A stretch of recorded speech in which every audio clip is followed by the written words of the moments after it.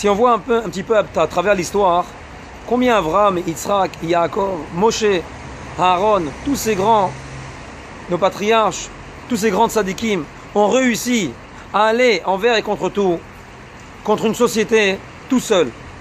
C'est ça la force d'un juif. Un juif, il faut qu'il comprenne qu'il doit être tout seul. Yaakov Avinu, il s'est battu contre l'ange de la mort. Et il a dit, l'ange ne peut rien faire contre lui. Pourquoi? Ish levado, il est seul, ça veut dire qu'il a besoin de personne.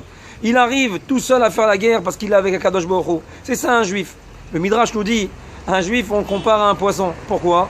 Si vous voulez savoir si un poisson il est vivant ou il est mort, mettez-le dans l'eau.